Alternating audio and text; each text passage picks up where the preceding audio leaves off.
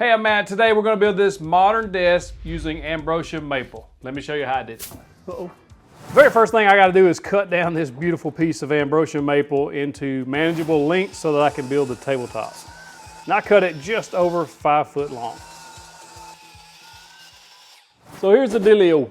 These two are kind of cupped just a little bit, and the way to take that cup out is to run it through a planer, hand plane it, face joint it if it was wide enough. These panels are about 14 inches wide, and I've got a 13-inch planer. So what I'm going to do is cut about 1 inch off of each panel, put it on my planer sled, run it through. That way we get rid of this cup. Now I'm just ripping about 1 inch off of each piece.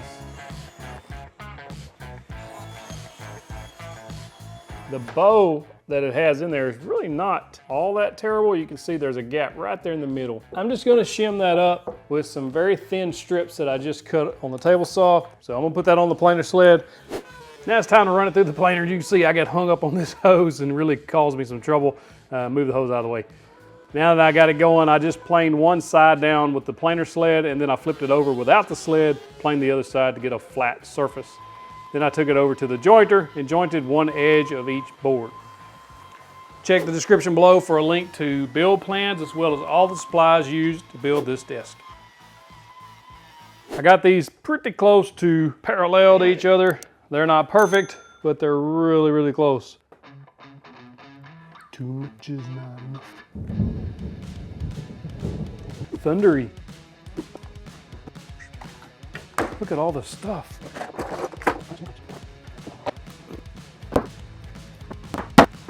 Got it glued up. It's fairly flat. I had to use these cross pieces there to keep it from actually wanting to kick up. Pretty typical when you're clamping laterally like this. You want to put some pieces across. This is just 2x4 ripped. And then this is just a piece of 1x6. 1x6. Same thing in the middle. I just put one on the middle, one on each end, and then just clamp them down good.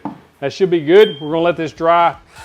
Now it's time to start working on the aprons, and I just cut these apron pieces down to manageable lengths. Then I jointed one edge as well as one face.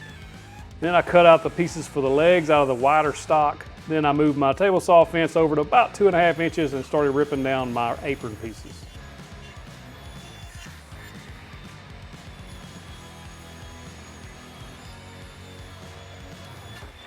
I had no idea how much difference a very, very good blade makes, and I'm a huge fan of these CMT blades. I bought one for the miter saw and then quickly got 2 more for this table saw. So if you use 731 CMT10 at taytools.com, you'll get 10% off these blades. I'll drop a link in the description below. They're worth it. Once I had the wide stock for the legs and the apron pieces ripped down, I took them over to the planer and I planed them all down to the exact same thickness.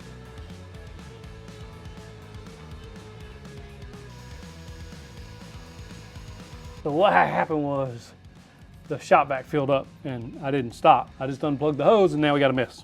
Remember a few weeks back we made a jointing jig with the micro jig dovetail system. It also can double as a tapering jig. All I've done is put a miter slot runner on the bottom so that I have the exact same path every time. And what I'm going to do is I've measured over 5 1/8 and I measured over 2 5/8. What that's going to do is give me a 5 to 2.5 taper. And I've just lined these marks up with the edge of my jig.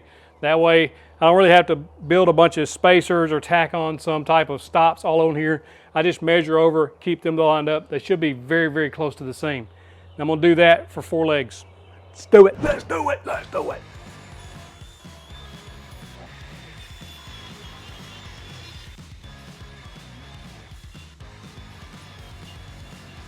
I wanted to make sure all of these legs were exactly the same, so I just double-sided taped them together and then run each side of this on the jointer. That way everything is perfectly aligned. And that's just in case you were off just a little on the jointing jig. Of course, you could actually add some stop blocks and stuff to the jig and make it a little more accurate, but this way works too. So I know that I want the frame to be 48 inches from the outside of each leg.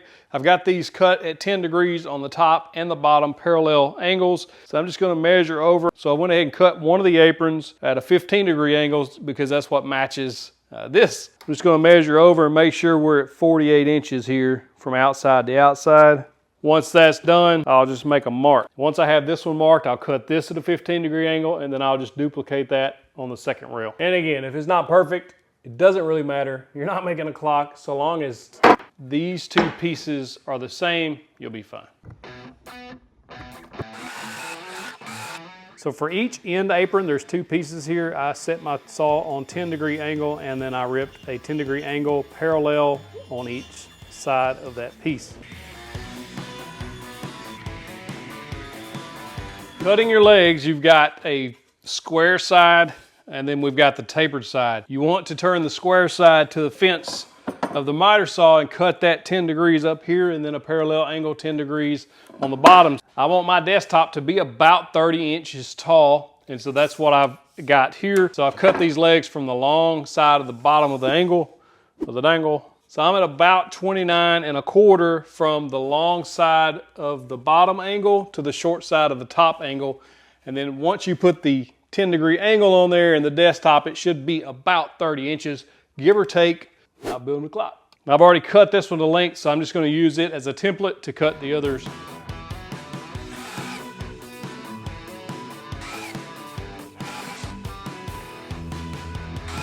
So I have a Mousecraft doweling jig, and it's awesome if you're drilling into a square piece. However, this has that angle. So I made a little doweling jig. So I just drilled a 3/8 inch hole in a piece. I cut it off. This is a 15-degree angle, just as these are. And then one side square, one side's 15-degree angle on just pieces of plywood on each side. So I've got a line drawn where the dowels go right there. And then on the doweling jig itself, I have a line drawn that's center of that hole. Slide this on, then I can just line those lines up like that, clamp it down, drill the hole, do the same thing there on all the sides, and let's hope that works. The Mousecraft dowel jig does have this stop collar, so I can set the depth, and I've got it about a little over halfway of that 3/8 inch dowel. Worst case scenario, we'll use pocket hole. Full disclosure, this is my first time ever doweling two pieces of wood together, as far as I can remember. If it's a little off, I wouldn't really be that surprised. Yeah, it's a little off. That's all right. I can deal with that. Once I had everything fit like I wanted, I started sanding, and I sanded up to 220 degrees on each piece.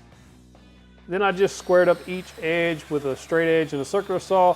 I made the total length of the table 5 foot long. So I've got it about halfway sanded and got a problem. I don't know which side I want up. Both sides look so good. I've got to make a decision on which side's going up so I can use that Total Boat wood hardener. So in case you don't know, ambrosia maple is not actually, it's a hardwood, but it's not actually hard like you would think of maple, cherry, walnut. It has all of these imperfections in there, these holes, some spots that could be called rotten spots. Basically what happens is a beetle gets in there, from what I gather. A beetle gets into the wood, beetles get in the wood, and they start eating things, and it makes this imperfection look, which is one of the main reasons I love ambrosia so much, is because it is so imperfect, a whole lot like me. That's why we got the cross. So Total Boat sent me this penetrating epoxy. It's for wood that is rotten or starting to rot, that kind of thing, so it actually helps solidify it. But you just a 2-to-1 mixture, and then you just brush it on. We're gonna try it. Let's do it. In the description below, there's a code if you want to save some money on Total Boat. I got you a discount on there. So we're going to mix this 2 parts resin, 1 part hardener. And I'm just going to use the scale that's on the back. There's a 2-to-1 scale right there. Now I got to stir for 2 minutes. And this stuff has a 20-minute working time, and there's no VOCs. Super clear, so that's a good thing. So the idea is this will soak into the wood and make it more solid, solidify it. And I applied this penetrating epoxy pretty liberally. I'm doing the ends just to keep the color the same. It went on really easy. It was very easy to work with. It takes about 24 hours to dry. The can says 48, but I waited 24. Per day. Make sure there's no puddles. Seems like that'd be a good nickname, Puddles. Don't call me Puddle.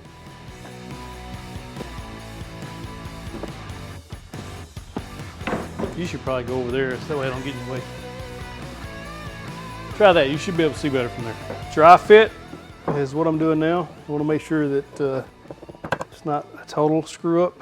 I know that it's not perfect, and I'm okay with it. You should be okay with it too if your stuff don't come out just perfect. We're not perfect people. We're not going to create perfect things. I'm going to keep saying that, saying that, saying that. And this is my first dowel project, so I'm going a little easier on myself.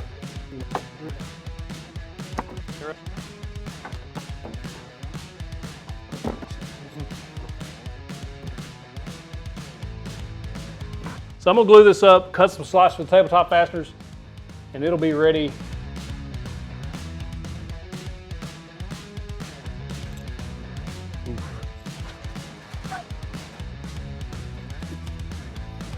So a fun fact for you, if you mix that epoxy up in the plastic cup that they sent, don't set it over in the corner because it starts steaming and melting the little plastic cup.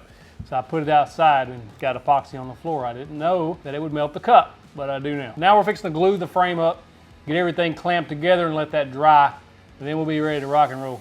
These are just 3/8 inch dowels. Put glue on there. I ain't afraid of no glue. Gotta use lots of glue.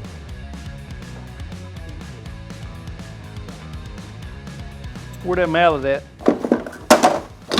Son of a nutcracker. Now, she ain't gonna be perfect. She's gonna be far from it. The joints ain't gonna match up exactly right. Let's go ahead and know that right now. No, I already know how they line up, but it'll still be all right. It'll be perfect. Then I just clamped everything down nice and snug with a bunch of clamps and got everything tight, and then I just let it set and dry. Be sure to check the description below. There'll be a link to a set of full build plans for this desk.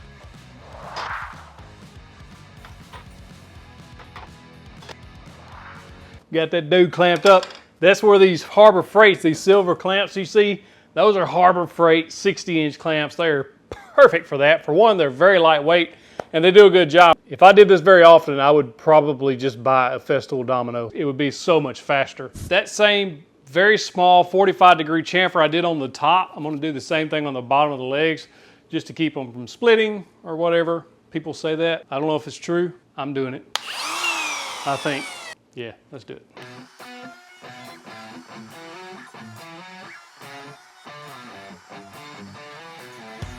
All right, so my doweling method wasn't perfect. And then you can see here where they're not exactly perfect.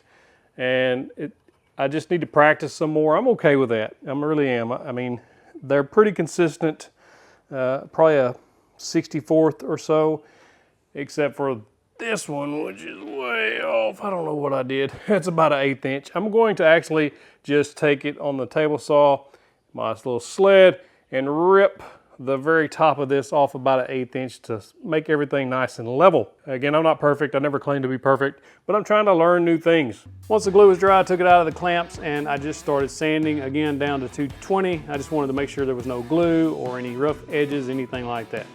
Next thing to do is cut out for those tabletop fasteners, just a 1/8 inch straight bit. I've got a video just previous to this video if you want to check it out. It shows exactly how I do this.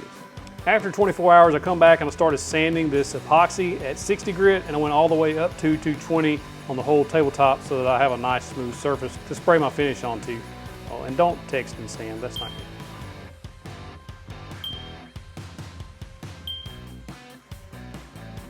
I picked this set of 3 HVLP spray guns off of Amazon. It's like $100 for all 3. And now that I have a little air compressor, I thought, what a perfect time to pick these up. Comes with 3 different sizes, and then it also has this filter to keep water out. Let's do it. And for the finish, I'm just gonna clear coat this whole thing. I don't wanna stain it. I want it to actually look natural. So I'm using 15% lacquer thinner to 85% lacquer. I use Watco brand, and then I just poured it into my new sprayers using a strainer. Make sure you strain this stuff so you don't get any particles or particulates or, you know, that kind of stuff into your spray.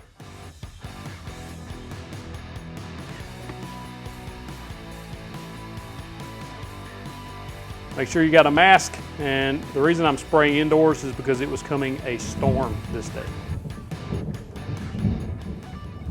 Ah, this thing is looking sweet. True story. I've been a little nervous about actually using lacquers and things like that. That's why I always went with water-based polyurethanes. Want to up my game a little bit, as you know, so I'm using lacquer this time. This stuff is so easy to use, and it is butter smooth. I'm gonna go ahead and do a 400 grit on the top, and you probably will see a little bit of haze come up.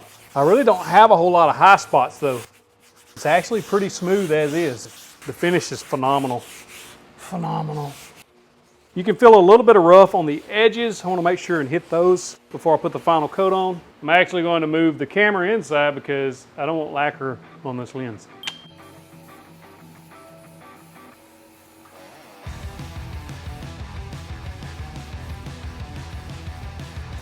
I actually ended up putting about 5 coats on the very top and about 4 coats of just clear lacquer onto this base. I think it come out fantastic. And this is a super smooth, I'm talking butter smooth finish. It is so easy to use lacquer. I had no idea it was so easy to use it. It come out near flawless after it's dry. It even looks a little rough here, but another 10 or 15 minutes after this, it was so super smooth. I'm very impressed with how actually it come out. Now it's time to install the base onto the top using those same method that I used with the tabletop fasteners. Very easy to use, got it on there nice and secure. Now we're going to replace this mess, get this ugly plastic table out of there, move this beautiful desk into place, and get everything set up nice and tidy. This project would not have been possible without Mr. Mark Puente from Working the Grain Hardwoods. Check him out, WTGHardwoods.com. He is an awesome dude. A little bit about Working the Grain Hardwoods. They started out in their garage as well in 2008. That is amazing to me. I love companies that start in the garage because that's where I'm at. Mr. Mark's wife wanted her garage back and said, you know more than the average person does about hardwood. You should open your own distributor. So in 2020, he did just that. And he wants to help people learn more about hardwoods.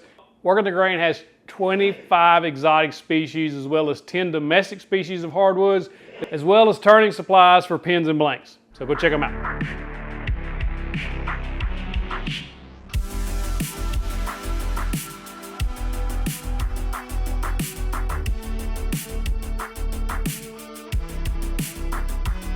I am so happy with how this desk came out. Woo, you can do it too, it's not that hard. Hey, if you like this video, click that box right there. It's gonna take you to the next set of build videos. Clicking that box, get you that big old virtual fist bump. Thank you for watching.